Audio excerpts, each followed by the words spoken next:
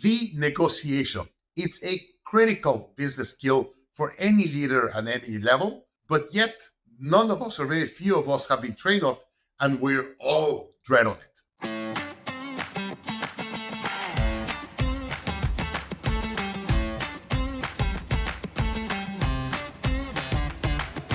Hi, I'm Daniel Marcos, and for the last 15 years, I've had the privilege of coaching some of the world's top business leaders. As a CEO coach and as an entrepreneur myself, I've seen firsthand the challenges that leaders face when they don't know how to negotiate, or how much money they're leaving on the table because they really don't know how to negotiate. We need to change that. So you better learn how to negotiate if you want to excel and really take your business to the next level. This knowledge I picked from many experts, especially Victoria Medved, who has quickly become a negotiation expert both in the academic world and the corporate world. So let's get into it. First, let's put something clear. A negotiation is not a battle.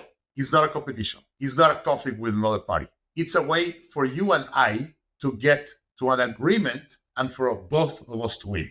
So if one has to lose for the other one to win, it's not a negotiation. It's something that you do to someone that is going to be resentful or is going to be mad with you at the end of a negotiation. Second, put an ambitious goal. Whenever I negotiate with an employee, I always ask my team member to put the number first. Whenever I'm negotiating with a client, a supplier, or anyone else, I put the number first. Why? I put a high number that if they believe is too high, and as an example, they say, well, that's too expensive. My response is, why do you believe it's expensive? And the person that has to bring the logical argument of why the price is not right or why my goal is too ambitious is them, not me. I set the tone. I set the bar when I start the negotiation. 3, improve your BATNA. So what is a BATNA? It's the best alternative to a negotiated agreement. It's your plan B. If I don't get this, what else can I do? Who else can I buy it from? What other options I have there in the market? And this is super, super powerful.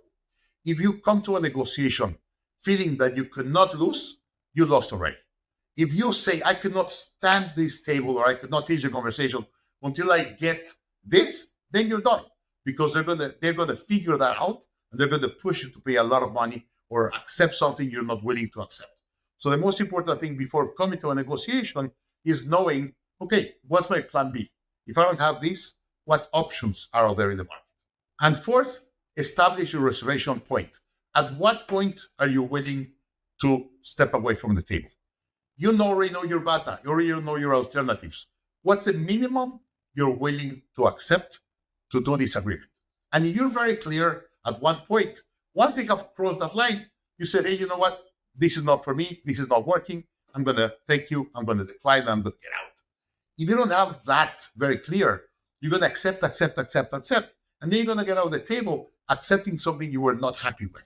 So be very, very clear and say, hey, if I don't get at least this, I'm out. I'm completely out and I'm going to be okay with standing from the table because I understand my BATNA and my alternatives. So have your BATNA, have your reservation point, and then come to the table and be willing to have a negotiation, really understand where are you willing to get out of the table and stand up and leave. And fifth, how much are you willing to concede? If you're very, very rigid and you don't let the other person win, there's no good feel it's a negotiation. A negotiation is a negotiation. We are having a conversation. We're trying to get things for both. If you don't allow the other person that you negotiate with to win anything that they ask, then they will not feel happy in a negotiation.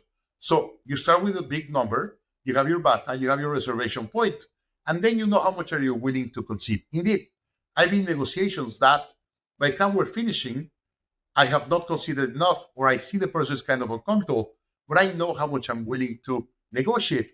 And at the end of the reservation or the negotiation, I come to them and say, hey, you know what?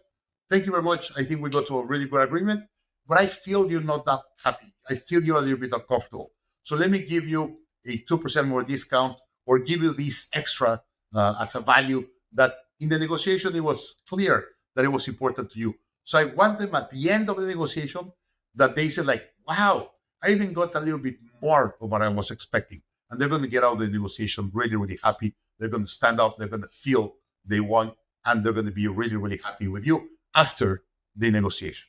So there you have it. Some expert approved tips to help you in any negotiation. How many of them do you know? Have you used them in the past? Is there other negotiations you've used this that they've worked? Please let me your comments below. I would love to hear more from negotiations. What have you done that has worked? So we could really have a dialogue and a conversation, even though this is just a one-way video. By the way, there's a lot more strategies from where this came from. We recently created a mini course of scaling up prepared by my partner and mentor, Ben Harnish. It's an amazing mini course on how to scale your business and take to the next level.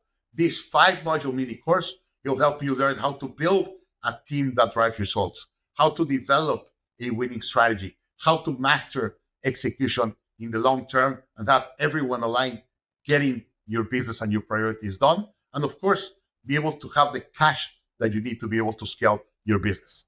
Get started now and watch your business thrive and go to the next level. This methodology of scaling up is the blueprint of everything we do and how we scale companies. So get started now and understand the blueprint of how to scale any business. And if you are able to scale your business and of course, be able to have better negotiations, you're going to make a lot of money and reduce the drama in your operation.